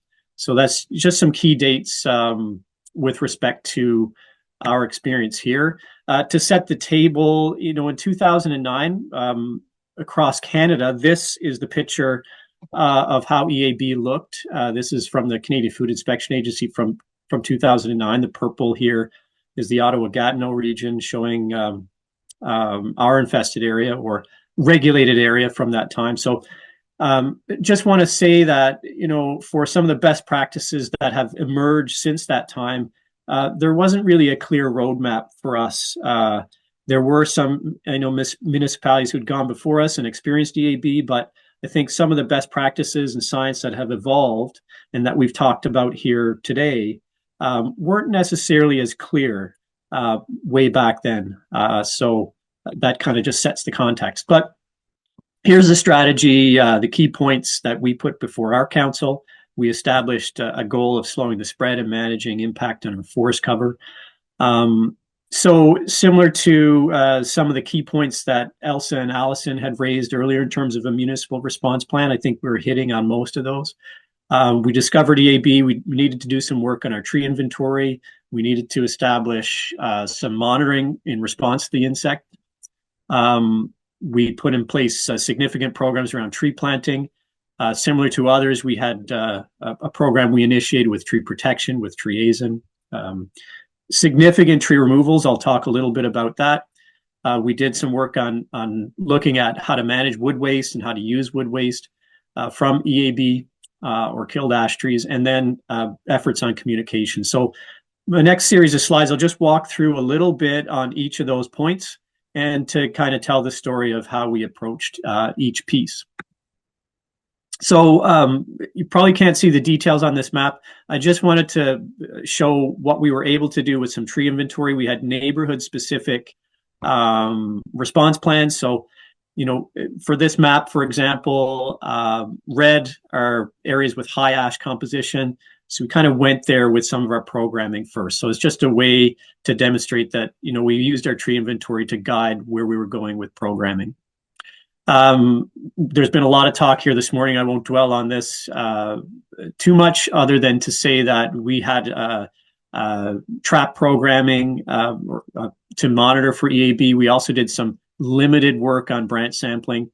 That helped also guide in terms of where we were going with our programming. But primarily we were using the green prism traps, and we had done some work with the Canadian Forest Service in the early stages of EAB to help guide our actions and also feed some information back to the research scientists on what traps work best. With respect to tree planting, of course, like many municipalities, when you're removing ash trees, we always look at replacement tree planting. We did some interesting things, which may be something to consider in areas like Vancouver or where emerald ash borer is unfolding in British Columbia, is looking at proactive tree planting. So the picture I'm showing here hopefully demonstrates what I'm referring to. In areas of high ash density, in our parks and along our streets, we looked at proactively planting smaller caliper-sized trees in close proximity to those mature ash trees. So we rolled this out across the city in those areas of high numbers of ash trees, and it helps build the understanding with the adjacent resident in some cases about what was coming with respect to emerald ash borer. So at peak for us, we were doing about 5,000 caliper trees per year just in response to EAB, in that, the reactive replacement scenarios or the proactive tree planting. Similar to other municipalities across southern Ontario dealing with emerald ash borer, we had a significant program that we established in the use of triazine currently, and we still have about 1,400 trees on our program for this year. And so we selected street and park trees to be injected with triazine. We still do that biennially, so I guess something to think about there. If I was in BC, just think about the long-term approach to tree injections. We're very much post-outbreak here in our part of Ontario or within Ottawa, but we continue to have EAB present, and we continue to inject trees and spend money on tree treatment. At times during our infestation, we were looking at annual treatment. So there were several years where we did an annual treatment just based on pest pressure. Carrie Ann in Winnipeg just showed, ash mortality curve. This graphic here demonstrates our experiences with respect to tree removals in Ottawa. So the white bars on the graph here show tree removals of ash trees from streets and parks. So that followed a slow ramp up in 2009, 2010, peaking in 2015 to large numbers of street and park trees removed per year. And then there was a delay in some of our natural areas. So, certainly we've removed a significant number of ash trees in our natural areas. And so that peaked just a couple of years following 2015 in what we were doing in our woodlots and natural areas. So, all told, many thousands of ash trees removed. At peak, we were, in and around 16,000, 17,000 trees removed per year of infested trees. And just to give you a sense of some of the challenges that created for us, here's a picture of a skidder working in essentially a residential area. So this is a city park. A large number of ash trees died within a short period of time. And so we had to come in and manage that, essentially manage the hazards. which, meant removal of all the ash trees. The picture doesn't show many other species other than ash. So it was significant operations and significant communication that was required around this, especially working in residential areas with equipment like feather bunchers and skidders and log trucks and chippers and tub grinders. So significant, expense, significant effort, and I would say significant communication around all that. There was some questions around wood waste. Earlier, we had some things and processes we put in place in Ottawa to handle wood. This is just a couple of pictures of a couple of city locations where we were processing, storing wood material. When you're into the tens of thousands of trees removed a year, you have to think about where that wood goes. We had city facilities, and we had partners in the local forest industry in the Ottawa Valley here that were taking some portion of our wood material. Some of the chips we were able to flow through our municipal operations in terms of compost and leaf and yard waste, and some of it was used as cover on landfill. So that just gives you a sense of some of the things that we were doing. Had a partnership or agreement to contract with a sawmill as well. Some of the successes I think that we've put in place here in Eastern Ontario was a regional approach to communication. We brought together local partners and conservation authorities, other local municipalities to our region, and other government agencies, and form what we call a regional forest health network that helped share messaging, made sure that we were updating one another in terms of what was happening. Develop fact sheets and videos and guides, in particular, some messaging specific to private woodlot owners, on what to do with ash on their woodlots. And public-facing things that the City of Ottawa was doing. We had a number of things that we were rolling out. Of course, updating our call center, updates to our website and public-facing information, and then staff training and updates to council and so on was all part of that. But I would say, it cannot be underestimated, the communication effort that is required, around emerald ash borer. The technical tree aspects and so on are always challenging, but I think sometimes in urban forestry, the communication aspects are even more challenging.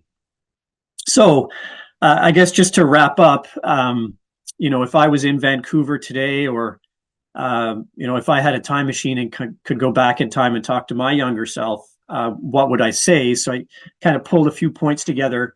There's been some talk here today in our session about early detection and surveying and monitoring. I think that's really important, critical.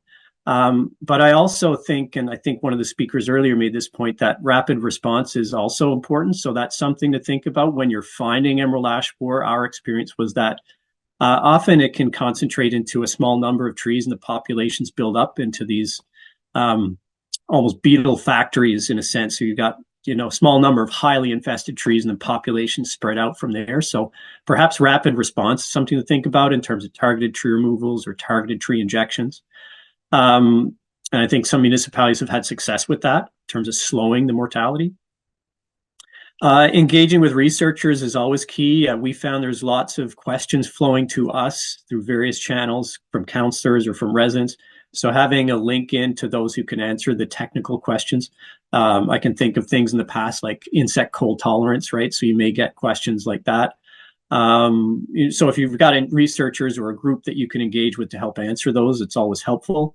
I mentioned throughout, I don't think we can underestimate the communication efforts required at showing some examples of things that we dealt with in terms of, those intensive, in particular, removal operations, really, raised eyebrows and raised lots of questions. You have to be prepared for that. Emerald ash borer, I think as well, if there's, somewhat of a positive you could take away, that does raise the opportunity to talk about urban forestry issues. EAB, of course, comes with a lot of negative, but it does put the focus on urban forestry and the importance of trees in an urban environment. So I think that's something to think about. Also, I think to jump into my time machine, if I could go back and talk to myself from a few years back, I'd do a little bit more with respect to budget tracking and reporting on EAB and costs. I can say that we were spending in the neighborhood of $5 million a year just on EAB at peak. But our reporting from that time isn't great. Some of the efforts we were putting forward was kind of blended with some of our other urban forest programming. So it was difficult to draw out precise costs. But I think there's a benefit in doing that and reporting it to your senior managers or counselors so they have an understanding of what it means.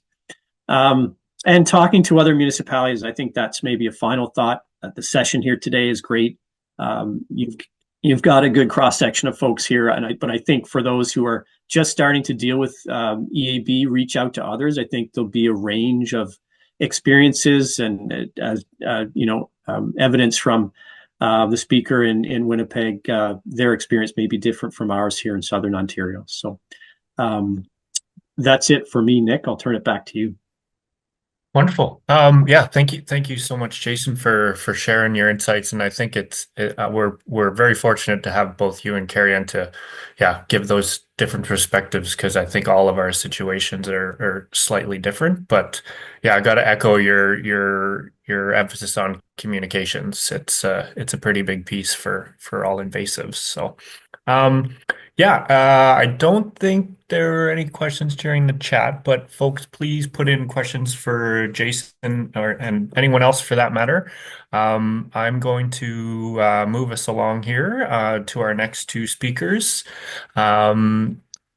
Two of which we know pretty well here at the ISCBC. Sophie Dessereau and Haley Chan are both integrated pest management coordinators for the Vancouver Park Board and Recreation, and both bring a wealth of knowledge and experience to our seminar today. So since 2018, Haley has been involved in the eradication efforts of Japanese beetle, Papillia japonica, as initially as a private contractor, and then as of 2023 with local government. Currently, she works with a team to manage a wide variety of insect pests, wildlife, weeds, fungi, and diseases from across Vancouver's 250 plus parks and green spaces. Also here today is Sophie, who is also an ISCBC board member, and she's been with Vancouver since 1997. She develops and implements policies and procedures to deal with the various pest problems found in the city's many facilities, parks, and plantings. Most recently, her responsibilities have included managing projects such as developing Vancouver Park Board's invasive species management strategy and completing a citywide invasive plant species inventory. All righty. Sophie and Haley, please take us away. Thanks, Nick. I'm going to start us off real quick, and then I'll be that annoying presenter that just keeps jumping in when the other presenter is presenting.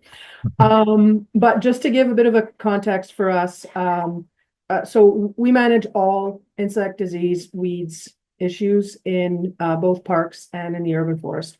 When this insect showed up, we have I'm going to say a little bit of a heads up, because we are just coming off of the Japanese beetle response program, and we've been extremely successful with that. We are basically one season away from being declared eradicated in Vancouver. So the great thing about this is that it's allowed us to build a bunch of really cool relationships with ISCBC, with the BCLNA, with the CFIA and the provincial ministries and others. And so when this insect showed up, we kind of had a framework already in place, and we are definitely drawing from that framework. And this is how, this seminar happened, is thanks to those partners that have stepped up to, say, let's work together. So on that, I will let Haley take over and show where we're heading. All righty. Everyone can see presentation just fine. Nods, yes, cool. Yep, looking good. Excellent. Okay. So Emerald Ash Boards in Vancouver, not a surprise at this point. So where should we start? So just a bit of an overview on ash in Vancouver. So Vancouver has just over 8,100 ash trees. This includes just like 7,300 street trees, 823 park trees, and it does represent just under 5% of our public canopy. So the major species breakdown, you can see there, Americana, the Pennsylvanica, Ornis, and Excelsior major species. We've got plenty of others and lots of different cultivars. But those are the major ones. Van Dusen Garden also has an ash section of their arboretum. You can see the pink dots in that map there, which we'll go back to in a second. And it does include several specimens of Asian ashes. And we do have one blue ash of the Quandra angulata that Troy was talking about earlier. We have one specimen in Van Dusen there. So this is our current ash distribution map.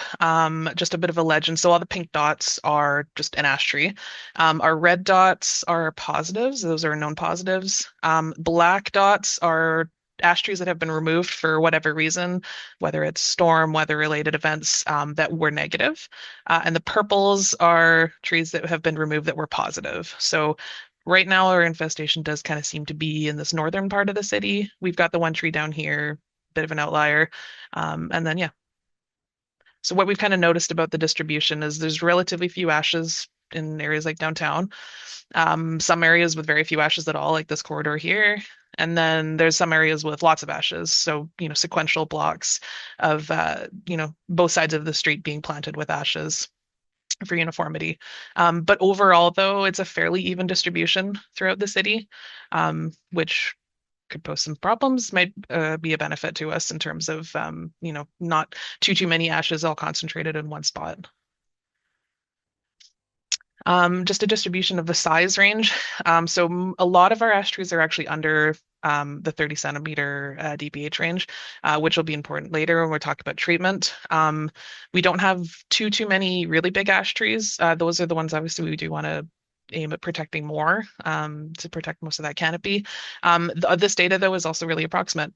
We haven't measured a lot of these trees for many years, so there's a good chance that some of these will be bumped up into a different category and could make trees that would otherwise be not eligible for treatment now eligible for treatment. So we'll be measuring them shortly. So just to talk a bit about the impact on the urban canopy cover, in 2022, we had a canopy cover assessment done and indicated that in total over Vancouver, we have 25% cover. We've set a target by 2050 to have 30% canopy cover.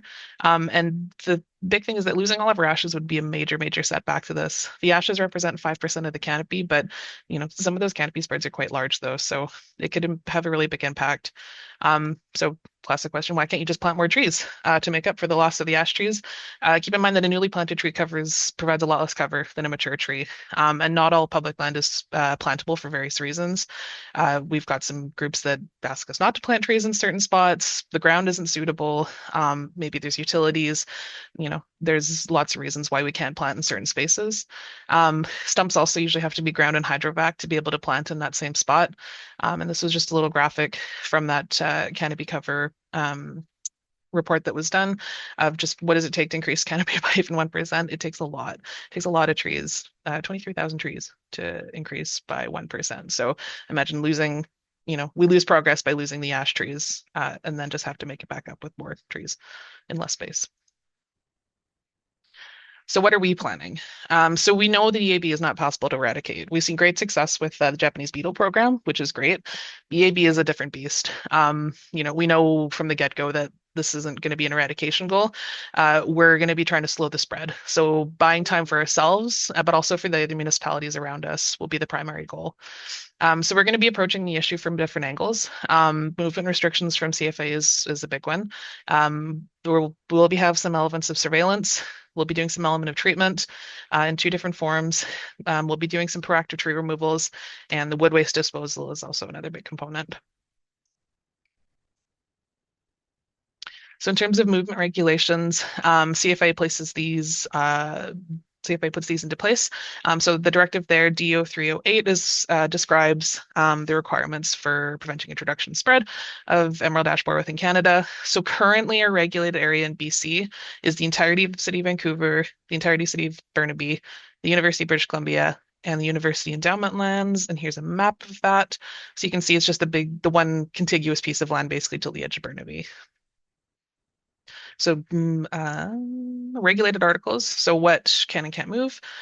So trees, any part thereof. So we're talking fresh leaves, branches, wood, bark, lumber, chip, any of that from the genus Fraxinus, so all ash, doesn't include sorbus, all wood packaging materials with an ash component, pallets, etc., dunnage, and then firewood of all genera, because it's hard to tell once a tree is bucked up into firewood what species it is. So all firewood is regulated. And then exempted articles, tissue culture, seeds and dried leaves are exempted. This is a big one. It's compost that does not contain raw wood greater than 2.5 centimeters in 2 dimensions. We'll talk a bit about that in a couple slides, but that's a big one because that kind of says, at what point is this product or is this chip no longer can it move outside of the zone, basically, without a movement certificate? And then there is some processing that you can do, including heat treatments or other manufacturing treatments to exempt the article from movement. So basically the exemptions and the regulated articles, what it's saying is that these articles can move within the regulated areas. So say it can move from City of Vancouver to City of Burnaby without that restriction or movement certificate, but it just can't move outside of that zone. So say if we were to take material down to the Vancouver landfill, which is actually in Delta, for deep burial even, you need a movement certificate to be able to do that. So just a bit on the movement of firewood. So again, movement of all species of firewood is prohibited. So the firewood being regulated, it can stay within the regulated area, just not move out of it. I don't know too many people in Vancouver who are cutting their own firewood and burning it in their houses around here. But strange things happens in the city. So, the best way to go about firewood is just, buy local, burn local. So don't move firewood around. And then just, if you just burn it where you buy it. Fines can be imposed, admittedly hard to actually enforce this. But yeah, theoretically they could be imposed. And this is just good practice also for multiple other forest pests as well, not even just EAB. Any bark boring insect can be transported in firewood potentially. So buy local, burn local is just good practice no matter what. So surveillance. So we are hoping to deploy prison traps for monitoring areas where EAB doesn't appear to currently be within the city. So this is quite labor intensive. It's not guaranteed to work also, as we know, but it does have a slightly better success rate than, just doing nothing or incidentally trying to branch sample, and find this insect. It just gives us another layer of another set of eyes, basically, in different parts of the city. So just in terms of possible trap density, this was a 1 kilometer triangular grid that we placed. So we could potentially be placing traps on the intersections of the grid, in the closest ash tree. It's a thought. We're not entirely sure yet if we'll have the capacity to do a full monitoring program, but we'll be hopefully deploying at least some. And treatment. So we are going to be treating ash trees meeting certain criteria. They have to be over 30 centimeters in diameter. So that number from earlier, the 5,000 trees that were not quite at 30 centimeters, again, that could change depending on what we measure in the field. That automatically eliminates a lot of trees from being able to be treated. We want trees that are less than 30% canopy loss, so they have to be relatively healthy. And as of right now, the third piece of criteria is that they'll have to be within 1 kilometer of a positive tree. That could change. Right now, that's the number we're working with. It could go smaller. It could go larger. And obviously, over time, as more trees get infested, it may become less relevant if every tree in the city is within 1 kilometer of a positive tree. But that's what we're rolling with for now. We will be using triazine, and treatment will be happening on a 2-year cycle. So right now, that's kind of the map of where our positive trees are, and the colored bubbles around it indicate the red one is 0.5 kilometer, the orange one is 1 kilometer, and then the yellow bubble is a 2 kilometer radius. So we're hopefully going to be treating within that 1 kilometer radius of our positives. So it's going to be carried out by a mix of internal staff and contractors. We will be putting out an RFP for bid relatively soon, hopefully, because we do want to get treatment underway relatively soon. This year, we're possibly looking at treating about 400 trees within that 1 kilometer of each positive. But again, there's going to be lots that we may be or may not be eliminating based on size, condition, multiple other factors. So the other exciting method of treatment that we are going to be employing is a product called Fraxa Protect. We are going to be deploying a number of traps containing this biological insecticide. They're catch and release. So the insect passes through a chamber, then infects it with an entomopathic fungi, Beauveria bassiana.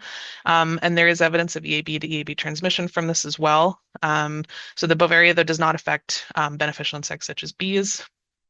And we've got a couple slides here from the producer of Fraxa Protect that they so graciously provided us. And Richard is on the call as well. So if there's any questions about Fraxa Protect after, he'd be more than happy to answer some questions. But yeah, so you can see it's basically a Lindgren style funnel trap, but instead of the collection cup at the bottom, it's swapped out with this catch and release device at the bottom, which contains a little pillow basically that's infected with Beauveria bassiana. So it's positioned within the top third of the canopy, just like with the normal style Lindgren traps. And hopefully the adults are attracted to it during maturation, feeding, and mating periods. They pass through the trap and then are infected by the fungus, released, and then usually die within about 5 to 7 days. So there's the trap in the tree, and then that's what happens to the insect. Basically, the fungus is able to penetrate through the insect's basically gaps in their exoskeleton, and it kind of just turns them into little fungus mummies. So it's been demonstrated to be an effective tool against EAB populations. Again, it promotes transmission of the pathogen within EAB as they come in contact with each other. There's the possibility for passing spores around. It also decreases oviposition.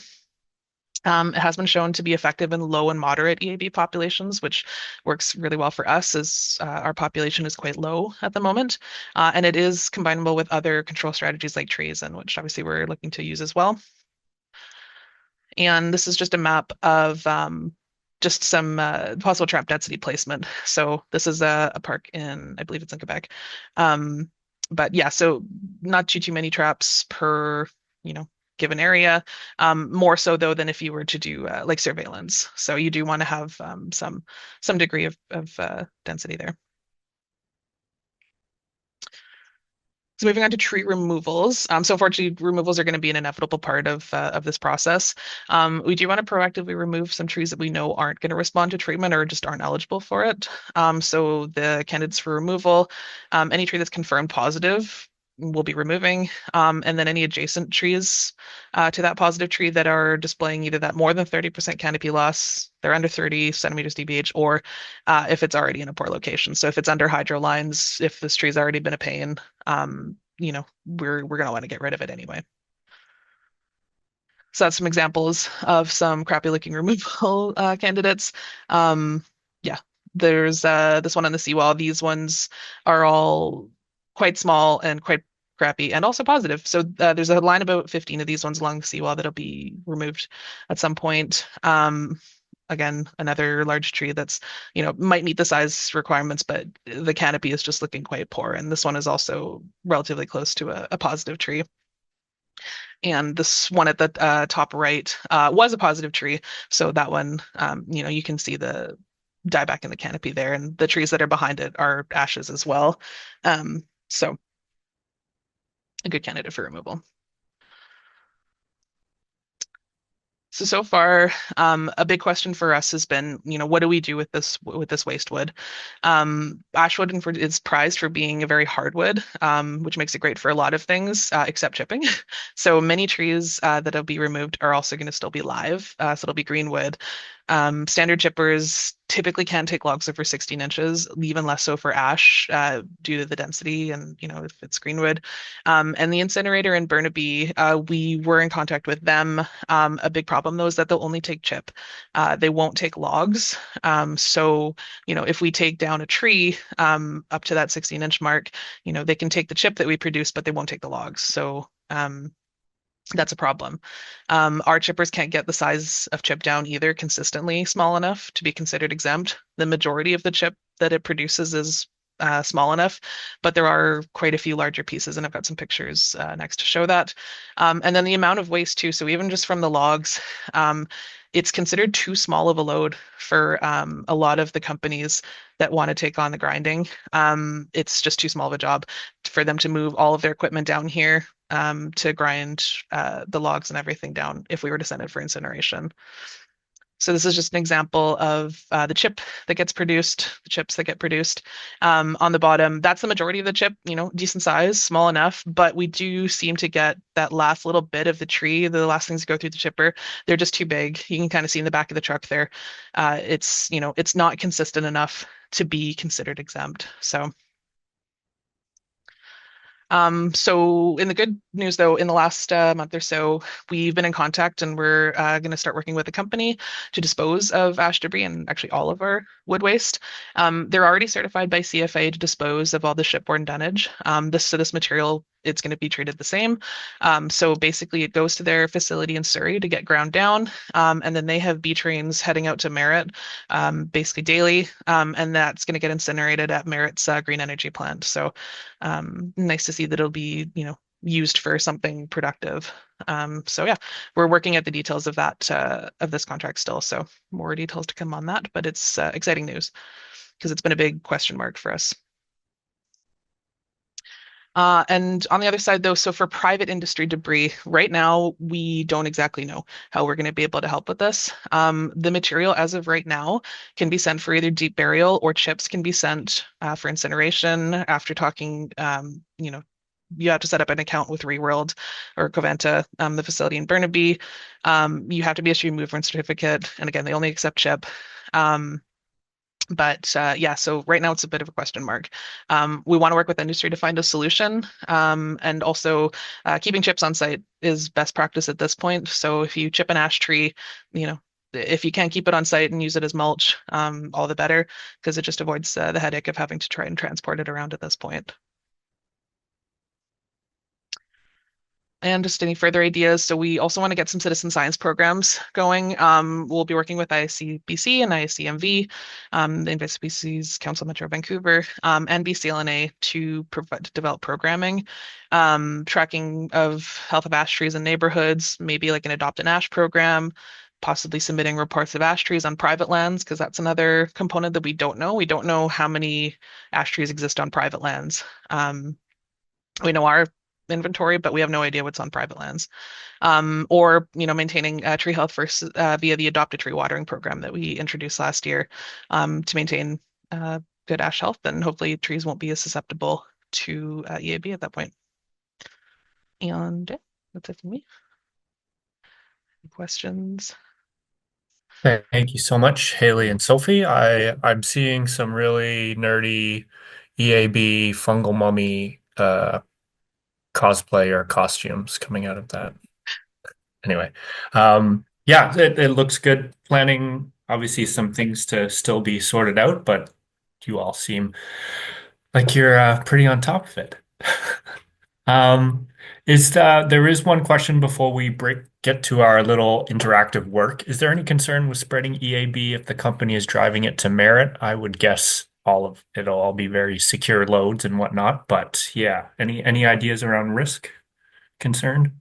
So the company right now already has process and procedures in place and approved by CFIA to dispose of high-risk shipborne dunnage, which is, for folks that don't know, it's absolutely incredible the amount of potential introductions that could come through the ports. So they have a process that the material is securely transported to their Surrey facility, where it goes through a first grind, and then the B train trucks are actually completely enclosed.